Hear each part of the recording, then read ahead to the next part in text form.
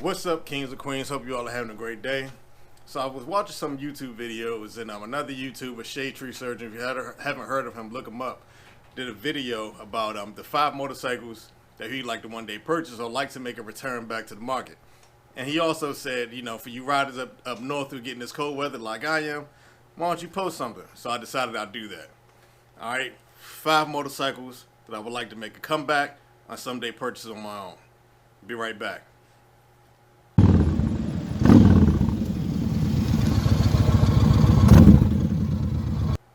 Alright guys, welcome back. So 5 motorcycles I would like to see make a comeback. Number 1, the Kawasaki ZX12. Kawasaki ZX12 was made from 2000 to 2006.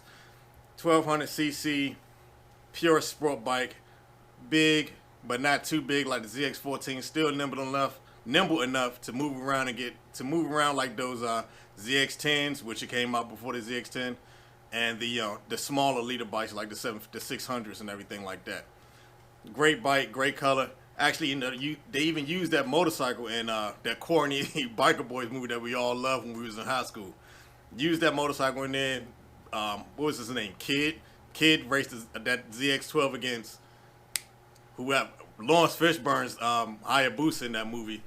And the bike was just an iconic bike even before the movie, man. People who knew about that bike, if you knew, you knew. Number 2, the Suzuki TL1000. Produced from 1997 to 2001. Great bike, V-twin sport bike. Can't say anything bad about the bike. The bike sounded good, didn't look too great, so that's something I could say that was bad about it. Didn't look too great, but it sounded good and it performed pretty well. I did not have the pleasure of knowing anyone to actually own one. I have had the pleasure to ride one myself, but just hearing them on the track, seeing people ride them, I feel like it was a great bike, man. It was always one of those, you know. It was different from your typical 4-cylinder inline 4 motorcycle, your inline 4 sports bikes. Number 3, and this bike pretty much wiped the TL1000 off the map once they dropped it, is the Honda RC51, made from 2000 to 2006.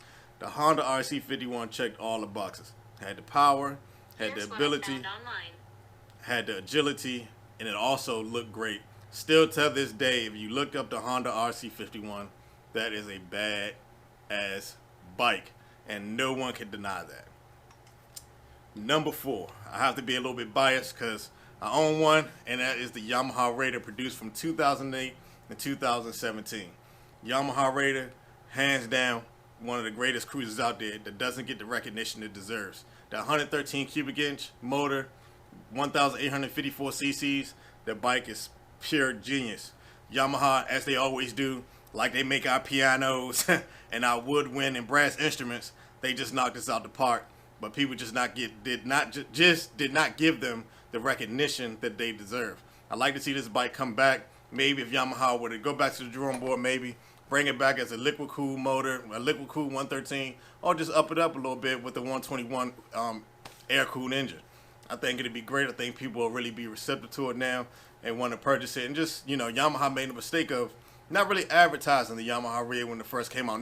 You never even heard of the Yamaha Raider until you knew someone with the Raider or someone pointed it out to you.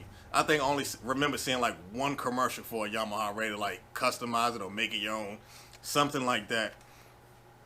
Number 5, I have to say, number 5, I have to say, is Victory Highball. I would like for the Victory line to come back, even though I know that's not going to happen because Indian is running the show now. They pretty much did away with the Victory motorcycles and turned it into Indian. But just like Indian took the Victory Octane and turned it into the Indian Scout, I would have liked to have seen Indian take the Victory Highball and turn it into something else also. The Victory Highball was a great bike, man. I want to say it was produced from 2011 to 2017. Don't quote me on that. You might have to look it up. But it was a great bike. It had the mini 8 hangers on there, the white wall tires, real chopper-esque look. I think it even had like a sissy bar in the back that was already attached to it or something like that. I can't really remember. Or maybe people were just customizing it, putting a sissy bar on it. But it was a great bike, 106 cubic inch motor. I think the earlier years were 100 cubic inches. The later years were 106 cubic inches. And the bike was great. And even now, you can still find them bikes fairly cheap. I want to say between about $5,000 and $8,000. I know it's a pretty wide gap, but you can find them out there. Maybe at a dealership for probably about $9,000, $10,000, $11,000. But it's a great bike, man.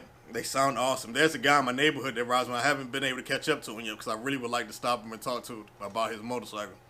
But it's a great bike, man. They sit, the seat height is nice. The bars being up, you know, with those mini apes, it really looks good. And it outperformed a lot of other cruisers in this class. And you know what? Just for the heck of it, just because I'm a king, I'm gonna go ahead and throw out one more bike, and that is, you know, give this bike its honorable mention as it so deserves, and that's the Harley Davidson V-Rod, produced from 2001 to 2017.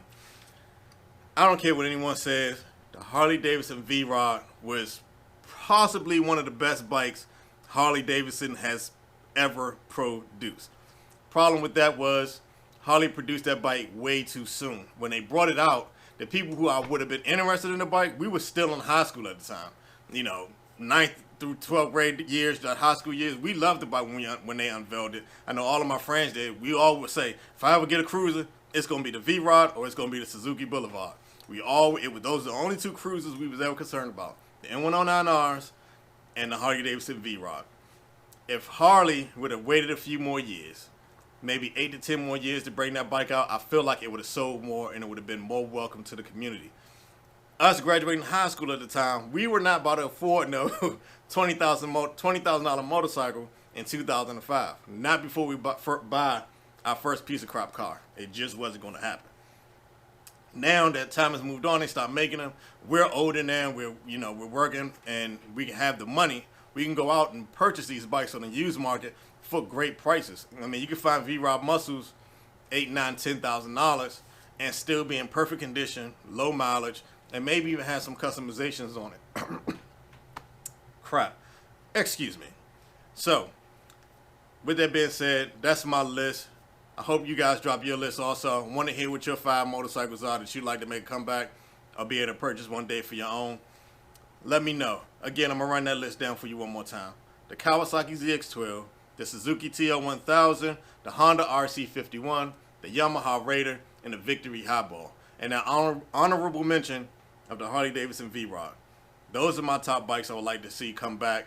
All the different iterations, looking better, sounding better, performing better. I think the markets could do it.